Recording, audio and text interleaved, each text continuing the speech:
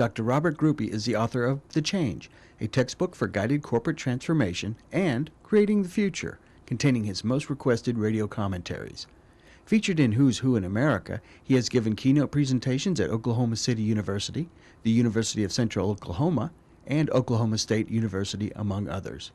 For 6 years, he hosted the television program Creating the Future on Cox Cable. A father with 4 children, all served by the Oklahoma City educational system, Dr. Grupe has a personal and abiding interest in the work of the Oklahoma City Educational Television Consortium.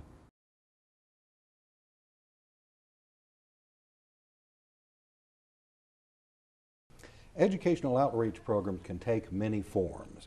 They can include a local clinic for student medical attention, expansion of facilities for more comprehensive programs, classes that address literacy and college awareness skills. Educational needs in these areas are more complex than ever. Let's take a look at some outstanding outreach programs. We want to talk about Metro Technology Center's Metro Career Academy, which is Oklahoma's first full-service community school. And I have with me Dr. Dennis Portis, Associate Superintendent of Instruction, David Martin, who's the lead teacher at Metro Career Academy, and Barbara Loudermilk, who is the Director of Metro Career Academy. Delighted to have you all here. Thank you. Thank you. And let me put my first question to you, Dr. Portis, and that is the reason for the construction of the Metro Career Academy. What were some of the thoughts in bringing this into reality? Well, Dr. Grupe, first of all, thank you for allowing us to be here today to talk about something that we're very excited about. Unfortunately, research tells us on a daily basis that about 7,000 students drop out of America every day. And for Oklahoma, that means 30%, roughly 3 out of 10 students will fail to reach their high school diploma. And then when you're looking down at the minority level, that equates to about 40%, 4 out of 10 students. So obviously, not having that prerequisite of a high school diploma is going to cause a tremendous amount of barriers for students who go on to the workplace or post-secondary education. And so with that being said, we really looked at the community needs. We talked to the community and said, hey, you know, what can we do about this situation? And so the concept of Metro Career Academy came up, you know, full service community school, and we knew that this concept was going to help us to make a difference. We believe that each student needs a caring relationship with a caring adult, and so that's one of the main things that we focus on at that academy. And them receiving a high school diploma, marketable skill, and college preparation is some of the things that we emphasize in this new academy. And Barbara, let's pick up on that, because you're the director of Metro Career Academy. You gave me a wonderful book a couple of years ago, No More Dropouts, which is literally a handbook, a very powerful cutting-edge book. And I love referring to it because everyone in education or who concerns themselves with education should have it.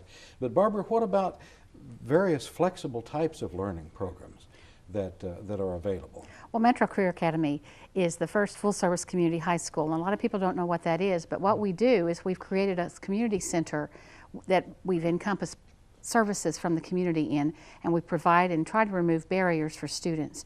We right now have a very wonderful partner who is kind of our anchor in our community center, and that is the Perry Clausen Medical Center, and that is a clinic that provides free care and discounted rates to anyone in the community on the northeast side of town. We've actually gone there. Many of the teachers have gone there, and I've gone there. They do take insurance, but one of the agreements we made when we had that anchor come into our community center was that we would ask that they would see our children free or prorated if they had medical needs, and that way we had permission to take the children there to the medical doctors during the day and keep those parents informed and keep those parents working, because many of our parents can't afford to take off to go all the different service agencies. And I imagine there are some stories about how that's really helped the young people, the students, in situations where otherwise they'd have to be off the campus. Yes. One of the other partners that we have, and we have numerous partners, is we have the Oklahoma City Food Bank. We have the community service providers such as United Way, Oklahoma City Police Department, Girl Scouts, Boy Scouts. We bring in all different types of nonprofits that come to the school and take care of our family needs in the school. That's part of the community center concept.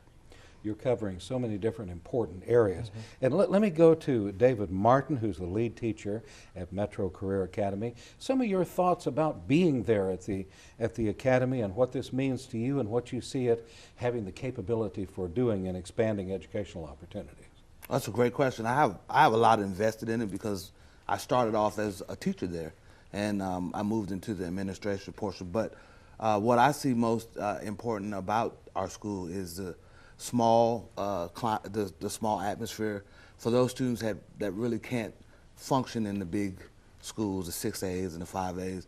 And our teachers, our administration, we're a close-knit, it's a close-knit environment. So our students get that personal touch. One of the things that we did this morning, as a matter of fact, is we had breakfast because it's PTA. So our parents got to eat, the teachers got to eat, and it's just a family orientation. We provide that comfort for people. And I suppose also from a teaching methodology that you've got a flexibility on how you reach out to a particular student to help pull his feeling of ownership into the process of education. And that's the key, student ownership, getting them engaged and getting them to own their own learning. That's absolutely correct. And Dr. Gruber, that's a really good question, because one of the things that we recognize for the students that are coming in is that they really were not successful in a traditional educational setting. And so we knew right then and there we had to do everything untraditional. And so from down to our instruction to partnering agencies, we really provide an environment that students have never really seen before, and we cater to those issues that may have caused them to drop out of school or be at risk of dropping out. And leadership. What about helping to build leadership? And I know that you have some activities that are involved with creating men of distinction. Yes, women we have. of worth. Yes, we have two organizations called MOD, Men of Distinction, as you mentioned, and then we have WOW, Women of Worth. But we also have a leadership program called the MCA Ambassadors, and these are our young people who begin to do tours through the campus. They greet our partners, and they go out in the community to Rotary clubs and to city council meetings and such as that, because they're starting to represent their community and their high school. And they earn that right as a leader in our school. So we find avenues and venues for the young people to be able to demonstrate that they're growing up, they're showing their adulthood and their responsibility, and as Mr. Martin mentioned, taking ownership of their learning. So much of this, I think, goes back to building legitimate self-esteem that's based on, it may not be the biggest project in the world, but they accomplished it. And then it builds from there. Do you see this process happening? Oh, absolutely. And it's shown in some of the results that we're getting, our test scores, the credit obtainment, and just even attendance. What kind of a graph are you beginning to see as far as better attainment score-wise and retention of students? Well, it's surprising to most, not to us, because we deal with the students on a regular basis, but our students, their test scores are rivaling those of just regular educational settings, and so it's an upward trend. It's a very pleasing outcome. One of the things that we really value that we think causes that to happen is that we base a lot of our academics off of project-based learning, and so we try to tie in the relevancy of what they're learning in an academic setting to a real life setting. And so when the kids, they understand that I'm utilizing this mathematics because I'm gonna have to balance my checkbook, or I'm utilizing this science because I'm gonna need to know that I can't take this much medication, those type of things really affect them on a daily basis. And so we make that connection, and they appreciate that. A lot of people don't, a lot of the audience might not know what project-based learning is, but I'll give you a real quick Excellent. Yes, summary. Please. We took the movie Soul Surfer, and that's about a young lady who was an amputee. She had a shark bite and lost a leg, and our math teachers did the mathematics on how to create robotics. The chef at our school cooked shark. The art teachers went in and began to draw sharks. The science teachers had them graphing shark bites all over the world and where the majority of them happen in the ocean. So everybody zoomed in and focused in on that particular theme, and everyone learned something, with the theme being Soul Surfer. And then we had a partner called Soblich that is the robotics amputee maker on Broadway Extension, and he had the whole school come over and go through his plan. So it just exploded into a wonderful learning activity where I'm not sure all the students knew they were learning math and science. They were just having a great time with a theme. You were being sneaky because you were loading educational experiences that were kinesthetic, that were auditory, that were visual, that they could touch and feel and you know, satiate their senses with what it means to really learn. That's right. That is great. David, some more thoughts on what you're seeing? Well, we have some pretty creative teachers. Barbara and I had the opportunity to sit in the classroom maybe about a month ago at the beginning of the school year and watch the DNA process. And it was pretty intriguing for me because I didn't know how it happened. So I learned, but to watch the students actually take that in, they used strawberries, I believe, and extracted the DNA from strawberries. You know, that's pretty awesome, you know. And Dr. Groupie, what really makes our program unique as well is the fact that we tie in career tech training as well. And that's what most people know Metro Tech as, is a career tech school. But our students not only get a chance to complete their high school diploma, but they also get an opportunity to enroll in a career training program that we have a various amount of programs throughout the district. And so they're leaving with their high school diploma as well as a marketable skill that will help them as they go through post-secondary or go straight to the workforce. And this is what is so needed for Oklahoma and the entire nation, is to have those skills. And hopefully to have those skills in areas that they had a real desire and interest in, so that they can take their life, enjoy what they're doing. And all those things blend together. I wish we had more time. Thank you so much for being here. Dr. Dennis Portis, Associate Superintendent of Instruction, David Martin, who is the lead teacher at MCA, and Barbara Loudermilk, thank you again for that book. Thank you. We'll talk to you all later. Thank you. Thank you.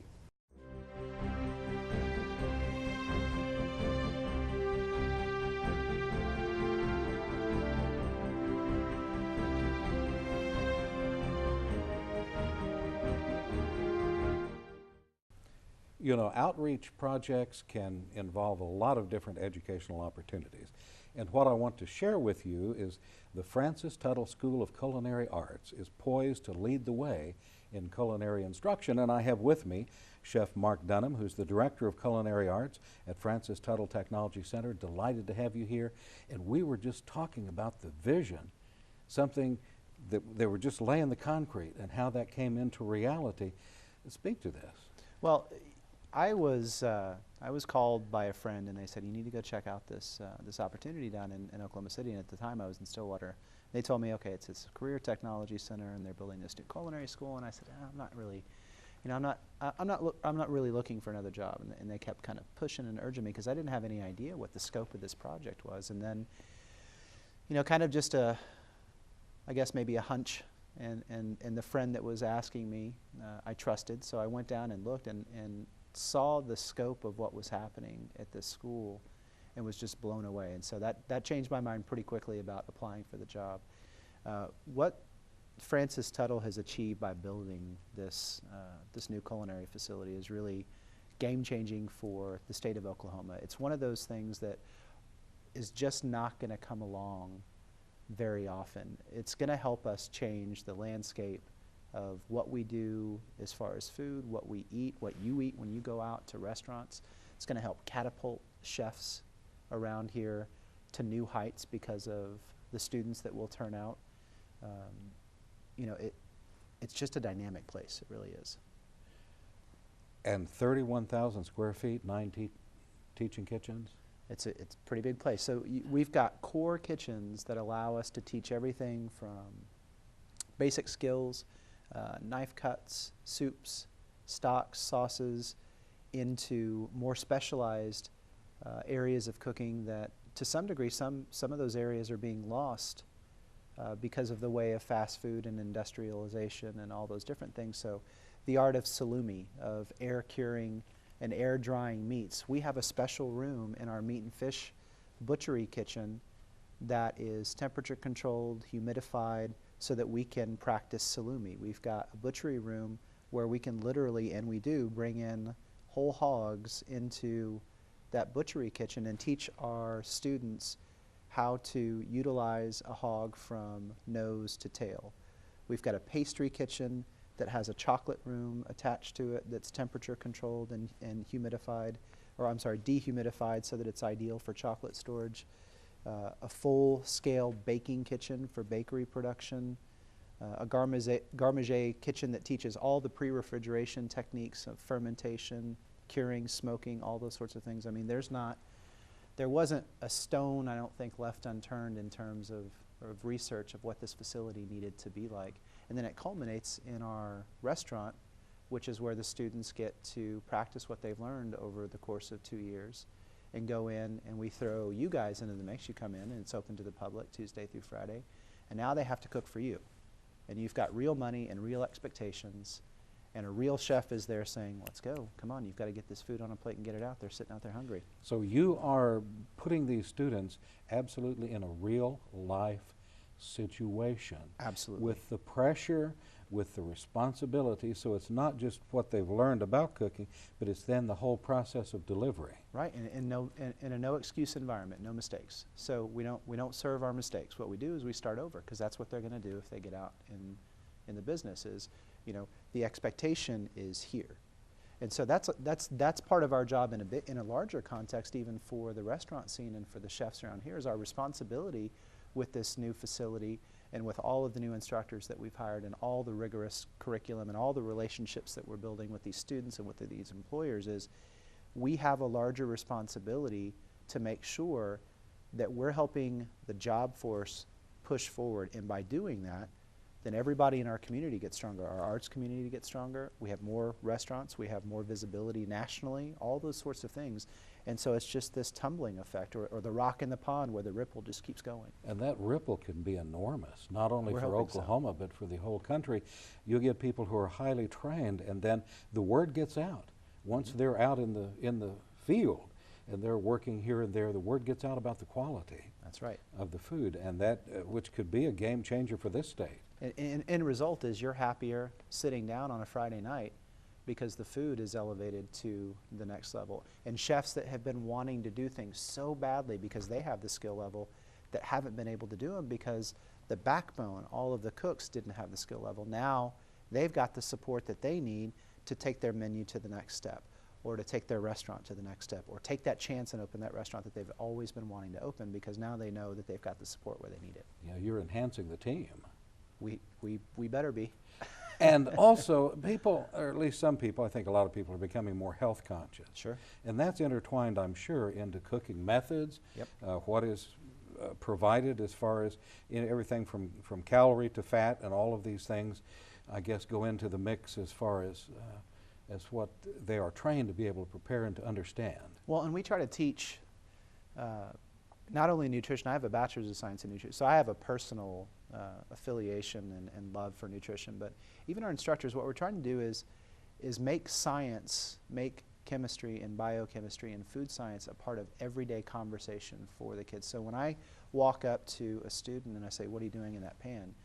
What I don't expect back from them is, I'm cooking something. No. Talk, and I say this to them all the time, is talk like a chef. Talk like a chef. I want to hear a dialogue like a chef. I want to hear what metal you're using, how it's reacting.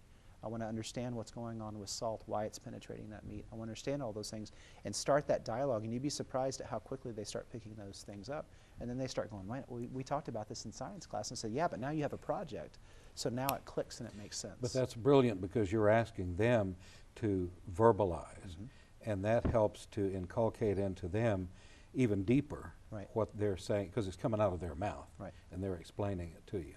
Yeah, and they have a chance to get, you know, a little bit of that shyness out of them when I tell them, okay, talk in your chef voice. You know, they start like this, and I say, no.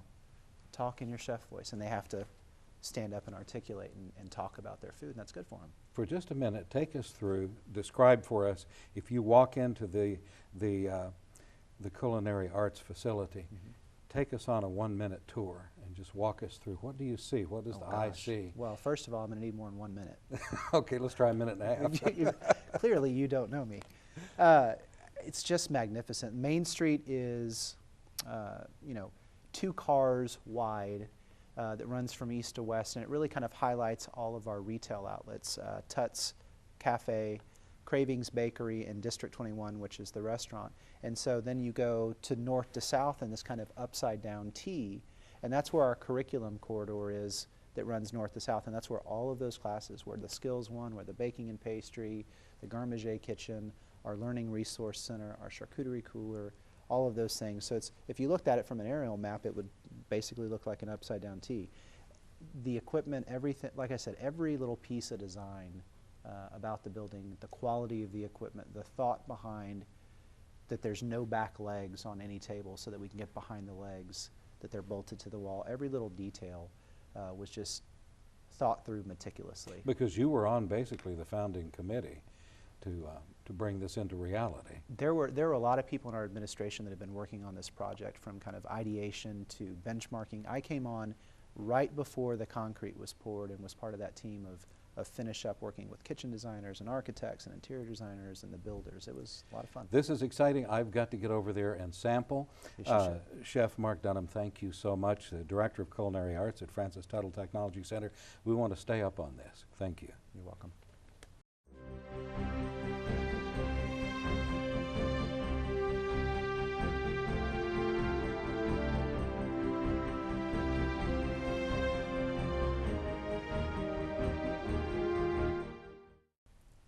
And let's talk more about educational outreach programs. And I want to talk with Jessica Martinez-Brooks, who's the Director of Community Outreach and Education at Oklahoma City Community College. And Jessica, you know, there have been situations where students who have not traditionally been represented in higher education certainly need to have an expanded educational series of opportunities. And what does OKCCC provide? Well, OCCC has a number of different ways that we look to try and bring in low-income minority students who, like you said, haven't been represented in higher education and traditionally.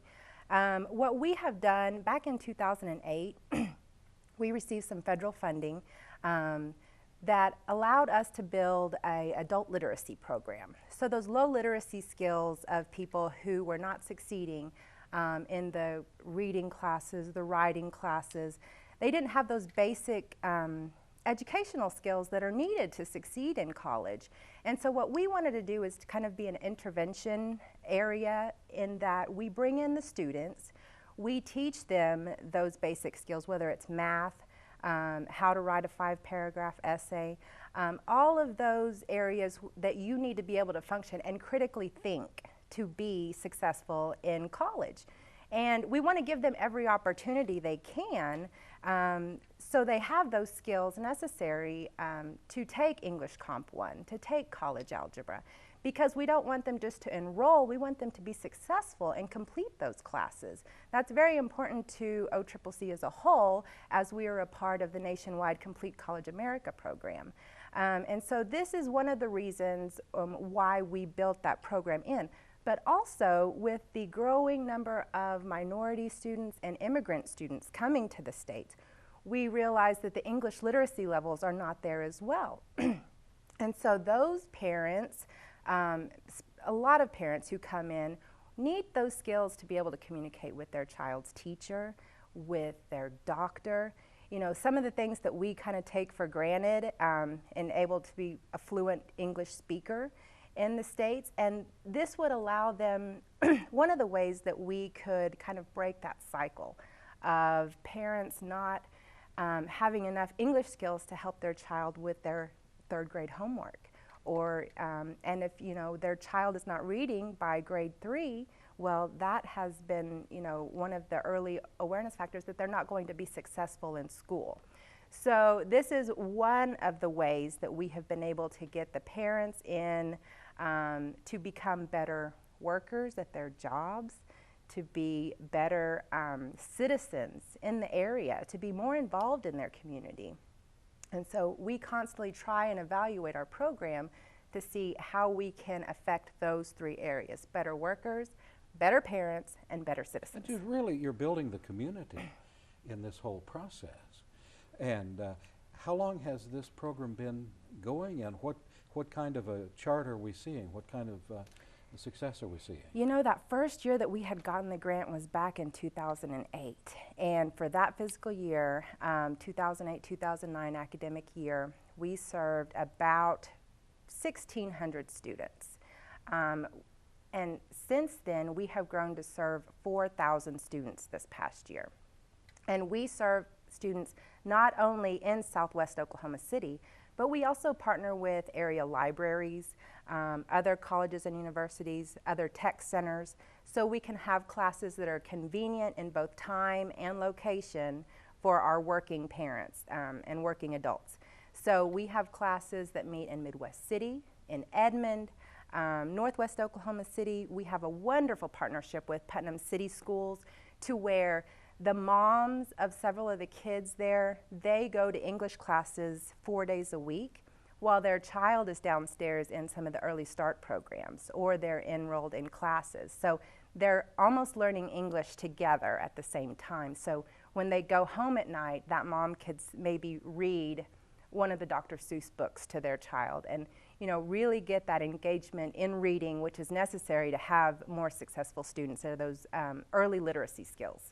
So you're building literally an atmosphere or a climate that's built to the needs and the location and the availability of those folks to be a part of that educational process. You know, we try to keep in mind our working adults and our working parents, because when you think about it, one of the things that we don't want to have happen is for a student to get there and then life gets in the way. They have a flat tire, they can't get a babysitter. So we try to early on encounter any of those obstacles that may hinder a student coming to class. So we try to partner with churches who have child care already. And we try to make our locations convenient on a bus route. So all of those things we try to keep into consideration, because I know how hard it is for working adults to come in and, you know, you've worked a full-time job and now you need to go and learn English a little bit more. And oh, by the way, you've got 2 kids to feed. And oh, by the way, the car broke down. And oh, by the way, I'm not sure we're going to get a sitter tonight. So we really try and think of just different ways to where we can help our students be more successful. You're really looking through real life situations. Let's talk about some real life success stories.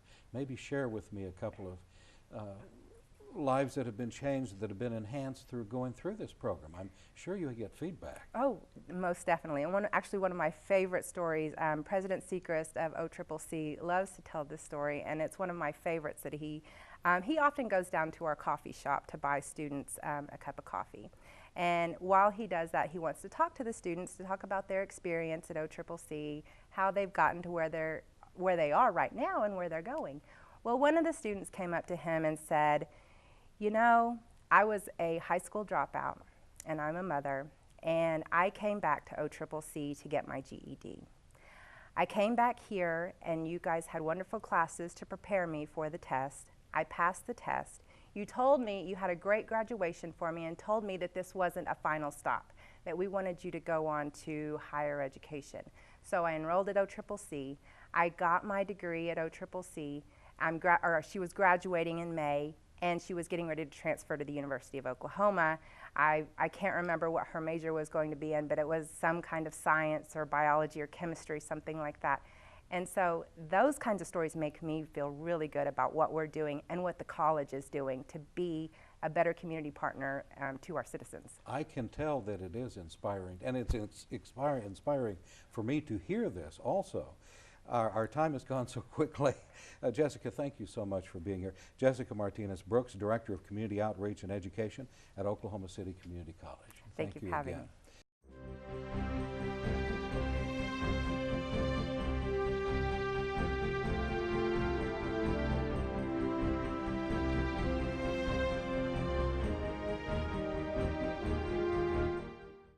I want to reiterate again that educational offerings today have to be flexible, and they have to be available to address the social changes that we're seeing today.